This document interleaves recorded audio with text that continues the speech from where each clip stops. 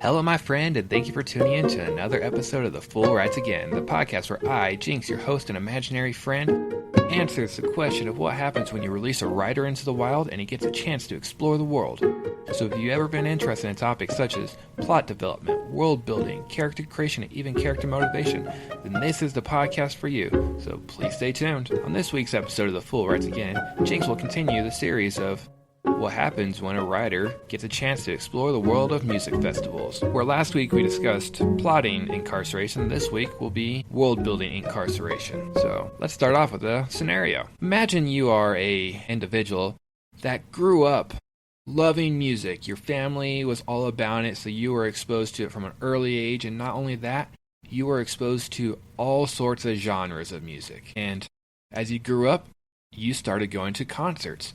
And as you start graduating high school, you think to yourself, you want to be in the world of music. That is the industry you want to work in. But you never learned how to play an instrument, so your only real way is to become a organizer for music. You start off small and you start organizing little concerts from your garage. You get a couple local bands to play for you, and soon you're able to expand that. You start organizing music for bars. You start organizing music for your local fair and then your state fair, and you can now branch out and do even more. And it's now become your goal that you want to organize a festival that people will travel to from around the world to partake in and participate. Through your contacts, you know you can get different bands to headline for you, and you're able to get some of your smaller bands that you grew up knowing, and you want to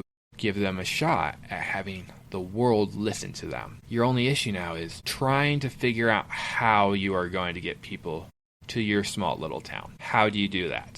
How about this scenario instead? You've already been a festival organizer for some time. All the festivals you've organized, you can't draw a crowd. Your festival doesn't seem to compete with the big name festivals out there. Sick New World, Inkcarceration, Lollapalooza, none of those. You can't seem to do anything about it. And you decide you're going to try to make the biggest festival out there. And you know you need to market it somehow. You need some unique draw that will bring people to your festival. People who are willing to travel halfway around the globe to come to your little town. And you've realized from all these other ones that it can't just be something mundane. You need something truly unique. What does your town have to offer that will bring others to your place besides just the music? Is it the greatest snow on earth? Is it also a tattoo convention? Is it haunted houses? What else do you have to offer to draw a crowd to your music festival? And not only the crowd, what else do you have to offer to draw the bands to your music festival? So far, your bands that you've invited have been small and no one really knows them, so no one is coming out of their way to listen to them. How do you draw the fans, and how do you draw the big name bands to come? How do you do that? Now, going with that last scenario, let's continue a little bit. Imagine you're in that scenario, but from the opposite side. You're not a music organizer. You're not a band. You are just a fan, and you like going to music festivals. But you know concerts and music festivals are expensive, and you have to travel to them. So you can't go to every festival in the world in 1 year. You're only able to go to one festival per year. So how do you decide which festival to go to? One way is easy. You look at all the different festivals out there, and you see what kind of genres they are. You have your metal festival, you have your country festival, your pop festival, all those festivals out there. You narrow it down to saying you really just want to go to a metal festival. And as you look at that, you see there's still lots of them throughout the year. And you try to narrow it down a little bit more. You're able to choose, I can only go during this time of year. And then you get to the point of, these are the bands there, and you try to choose one that you actually recognize more of the bands, and they have the ones you want to see. And as you keep narrowing it down, you get to the point of, there are 3 festivals out there. in the same month and time frame that you can go to for the same genre you can go to with pretty much the same bands. How do you choose which one of those 3 festivals to spend your money on? How do you narrow it down to that one festival? What about it makes you want to go to it? I don't think I really need to go into too many more scenarios. I think those 3 kind of gets the point across. So as I kind of described in the last episode, I went to Inkcarceration, and it's a fantastic festival. I've never organized a festival. I've never organized bands to play anywhere. But as a fan of music, I did have to choose a festival to go to. Something unique about it. Last year, I went to Sick New World, and that was a one-day festival in Vegas, and it was easy to go to because it was close, and I was already going to be down there for that weekend. So why not go to the festival for that? And I enjoyed that one so much, I decided I was going to choose a new festival every year to go to. And so I kind of tracked down every festival in the States to go to for this year. I narrowed it down to what genre I wanted to go to. I'd already been to a country festival. I'd already been to a bluegrass festival, and I went to a new metal festival in Vegas. So I was able to narrow it down to the genre I wanted. I wanted a true rock festival. I didn't really care what flavor of rock. I just wanted that. They are more fun to go to than bluegrass and country, in my opinion. So when I narrowed it down to my genre, I started branching out in other ways. Sick New World was a one-day festival, and it was fun, but I kind of wanted to expand upon one day. I wanted multi-day festival. It's easier to see the bands because there's not 70 bands split across 5 stages in one day, each playing only 4 songs. You're able to see roughly the same number of bands, but they're split across 3 days and less stages. So there's a higher opportunity to see more of the bands playing. That crossed off a couple of my concerts in the year, my festivals. After that, I kind of needed to narrow it down on month. There are lots of festivals throughout the year that I can go to that kind of fit my bill, and I had to narrow it down to availability for me.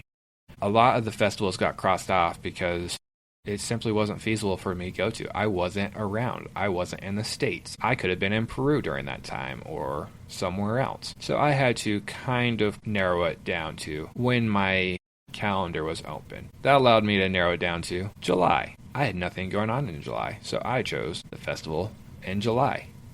And there's a couple, so I had to kind of narrow it down even further. And that furtherness is what I want to remark on for this episode. A lot of other festivals have either longer stints, they're 4 days, 5 days, all that stuff.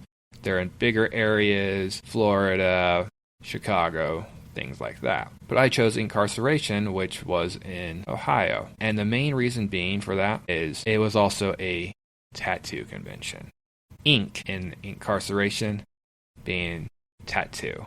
Carceration being the festival was held at an old prison. The true draw to this festival for me was that it was unique. You combined a couple things I'm interested in, tattoos and music. And how could I not want to go to that? When it comes to being a writer, I decided I'm going to kind of incorporate a festival like this into my world. I don't know exactly what it's going to be. I haven't decided what genre I want it to be. That is debatable, and I can actually change it if I want to. I can make it multiple festivals. But I need to figure out the other whys and hows for it. The genre is one thing, but I need to make sure I can make a reasonable reason why fans would go to my festival in my world versus other festivals. If it is the only one in existence, which is very possible when you write, you can make the only festival because it's your world you're writing and you're free to do whatever you want. It makes sense why people would go there, but that also leads to other questions. Why is it the only festival? Is it that festivals just aren't common, people don't like them, and someone's trying something new? Is it the fact that there used to be more festivals out there and suddenly they all start dying down because people don't go and now you're the last festival in existence? Are you slowly losing your crowd and your draw? And maybe next year, the year after, that your festival is also going to just shut down and there will be no more festivals in your world. Going in the opposite direction, are you the first festival in existence and you start building a monopoly on it and you start building such a crowd that you realize you can't serve everyone that comes to your festival at once. Everyone who's coming to your festival is suddenly overcrowded and overbooked that you have to branch off and break it into 2 festivals. And now you have a festival in the winter months, and now you have a festival in the summer months. And those both start expanding to the point where you have to further divide them. Instead of 1 festival, you have 2. Instead of 2, you have 4. And it keeps breaking out like that. And soon, every festival in your world is owned and organized by the exact same person because he has such a monopoly on it. How about going this way? You're the first festival and you do so well on it that someone else decides to copy your plan. And you have 2 festival organizers in your world battling back and forth on who can create the better festival. And as one introduces something else, say a tattoo convention, the other one decides to introduce another thing. Let's combine it with a prior episode of he now has extreme sports mixed with music festival. And these 2 just keep battling back and forth on who can make the most of their festival. Do they keep succeeding each time, or maybe one of them slips up because he introduced something that the fans actually didn't like and it took away from the music festival? Who knows what happens there? How about this part? You are interested in starting your own festival. Your world is so saturated with festivals that you don't know how to break into that. There is such a high barrier to enter that world of organizing festivals that you don't know where to begin. And you decide you have to make your festival stand out more than everyone else's. You have your big festivals out there that all started early, so people just go to them and they know that is it. There's nothing really special about it besides that they were the first festivals in the world. So people go to them and they enjoy it. But because festivals are so expensive to go to, you need a draw for yours. What do you create and what do you do to draw people to your festival? How do you draw the fans there? How do you draw the bands there? Does your town have something unique to offer? Is it the site where a famous movie was filmed? In Inkcarceration, lots of movies were filmed at that prison, including Shawshank Redemption. And so if you go there, the fans can actually tour the prison and see different scenes from that movie. You can go to the prison, you can go to the chapel, see some of the cells. That's impressive. That is the reason people want to go there. They don't necessarily care about the music, but maybe they're a movie buff and that's a scene that would draw them. Is there a movie that was filmed in your town that everyone knows and that is the reason for them to go there? Or that prison is supposedly haunted, so people want to go there and see ghosts. Maybe you have something there in your town, like ghosts or other supernatural elements that draw people there. If you don't, how about you create something in your area specifically for the festival? At the prison for Inkcarceration, they have a haunted house in July. People love haunted houses and they're becoming more popular through the years. So why don't you create something unique like that? If someone doesn't want to listen to a specific band, they can go and participate in the haunted house and be scared, and then afterward they're ready for bands again because they've been completely scared out of their mind. It's not something that has to happen, but it's something that is put on for the festival. Or there's the other side of it. Is there something in your area that you can combine with the festival itself? Inkcarceration is not just a music festival. It is a tattoo convention, haunted house, film site, and music festival. Can you combine something? Can you combine some convention to go with your music festival?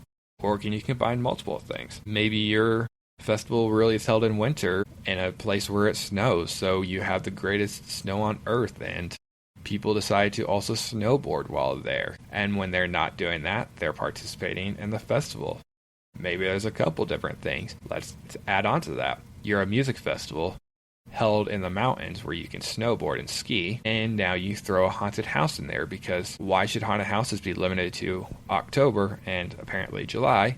Why can't you throw one in December where there are tons of horror Christmas creatures out there, just depending on the folklore? You have 3 things that can draw people there. Hell, it's even Christmas time, so let's throw in a Christmas festival and a Christmas village. So your fans from around the world can come for the music, the snowboarding, the Christmas-themed haunted house, and now the Christmas village. 4 things there that can make your music festival stand out upon all those the world has to offer. But this is your story and your world building. How do you get the fans to come to your festival? How do you get the bands to come to your festival? So my friend, I'm going to leave that part with you and start wrapping this episode up. But before I do, I have a scenario for you.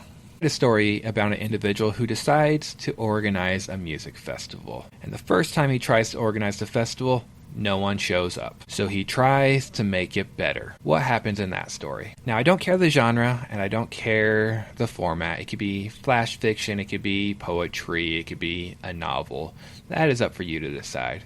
All I really care about is make it your own, make the most out of it, and have fun with it. Try to find inspiration from this episode to help you write it if you want. My point is, I really just want people to be inspired and find the inspiration around them to write whatever they want to. Now I really do have to let you go. If you enjoyed the content of this episode, please like and subscribe.